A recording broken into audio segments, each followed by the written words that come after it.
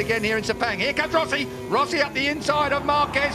He'll take no prisoners, and the roar is run wide, but not enough. It's going to be hold it. A shootout down to the left-hander.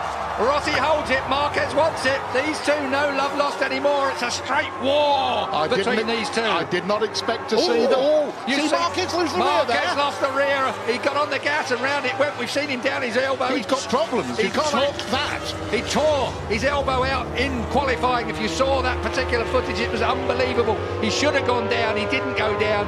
And now Marquez is chasing Valentino Rossi. Rossi limits the damage that Lorenzo is inflicting at this point. In terms of the points, Rossi's wide. Whoa. Rossi's wide, but he holds it. He does indeed. That's just, I think, where that M1 Yamaha lights it through there. Out wide now, down towards the apex. I didn't expect to see these two tangled up. I thought the Hondas would be off and we'd be talking about Rossi versus Lorenzo. That was, of course, the smart money. We're through turn 12. We're on to turn 13. On to turn 13 now. Lorenzo's closing in on Pedrosa. Pedrosa. I wonder where Danny sits in all of this. Danny would just like to win a couple more. Yeah, his first pole for some time, over a year for a moment. Let's look down on what's going on at the moment. Dovizioso still in 5th place. Crutchlow is still 6th. Bradley Smith up to 7th. That's a good ride from Bradley at the moment. His qualifying his qualifying went better than his free practice. Valentino out wide, and Marc Marquez gets underneath him. Now it's a straight shootout down towards turn 1. These two are absolutely at it, aren't they? Off track and on. Honda does not blast past. Oh, yes, it does. Does now. On the brakes. Marquez, did he make the apex? Barely. Just. And Valentino, there was a yard, and Valentino took it. We're going to see that all the way through. And of course, what's going to happen while these two are playing like this? What? The front two are going to clear off. Are you accusing Marquez of playing with Valentino Rossi so Jorge Lorenzo could escape? It was the wrong words. I take it back. There's no playing going on here. They're both as serious as they can be. Here comes Marquez up the inside, and that blocks off Valentino again. This is an absolute war. We saw them come together at Argentina when front wheel touched back wheel. That really cost Marc Marquez. It slung him up the road massively. This time, look at that. No, that's tough. Very fair. No, it's fair. Of course. It's tough, but fair. Brilliant motorcycle racing. Two of the very best in the world. An icon, a legend. Two of the beaten best up by a youngster. Two of the best we've ever seen in the world. So, Sepang, I mean, if we've got any Formula 1 fans in the crowd, certainly here at Sepang, you're going to see more passes in this lap between these two than you probably see the entire race on track. That is turn 9 up there. That through 10, rising up to 11. Quick nod to Marco Simoncelli here, and again Valentino Rossi. That time he lost the front, he looks to the right, he lost the front, and through comes Marquez again. These two are at it. This is war, Keith. One is 22, one is 36. It is an incredible fight between the Spaniard and the legendary Italian.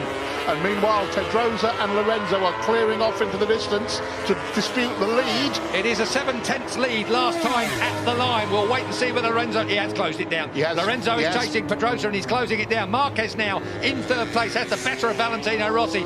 Wide again. But he pulls that Honda. He wants to get that Honda to that apex, up on the fat bit, fire it out of there. +2, Marquez. That says it's on Lorenzo's board. Down then towards turn 1. Still Danny Pedrosa and Jorge out front. What an incredible few opening laps here. 20-lap race. We're already with only 15 to go. Take a look at this.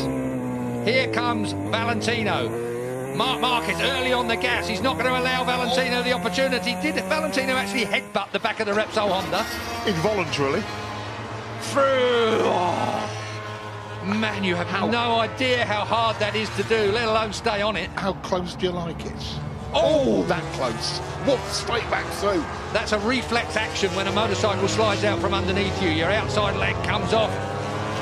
Incredible save there from Valentino Rossi. We saw an even bigger save from Marc Marquez in qualifying. But we've seen Marc have a couple of serious bits of misbehaviour already in this race. Look at this, I thought Valentino...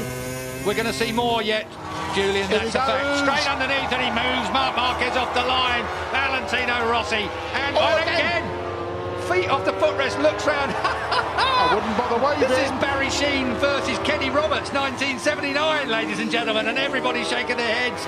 Out goes Valentino again. Marc Marquez, this is personal. This is a real personal fight. Valentino thinks he's been interfered with deliberately there. That's what that gesture was about. This is proper racing, if you ask me, Julian. I agree with you. I don't think it's got anything to do other than the fact there's two top men, egos and performances fighting around this Sepang racetrack. And all the time, Valentino's lead in the championship is being whittled away by Jorge Lorenzo out front. Underneath, that's two lines you can get through there quite neatly. It's when they touch, it's the problem.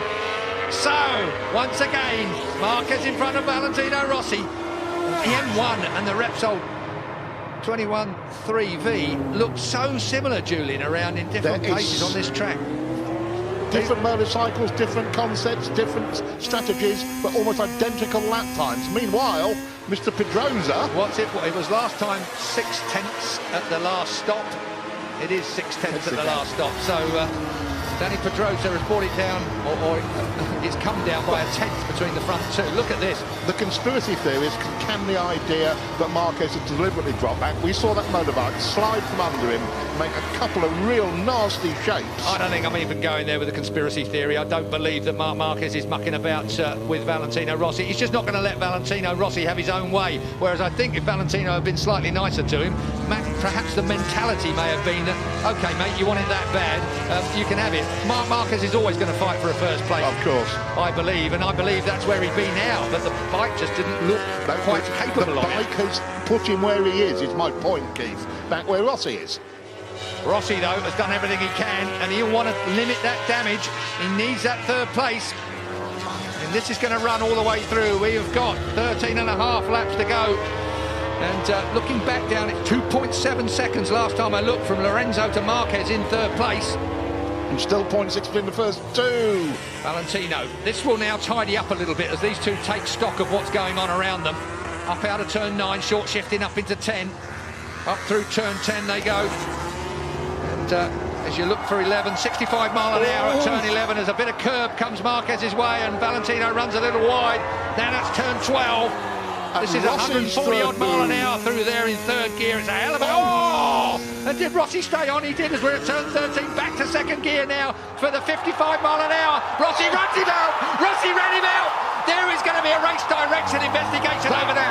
There is going to be Mike Webb at race direction. Is Valentino Rossi, the legend, going to get a penalty? He will get a penalty, I'm fairly sure of that. It almost looked like he looked up.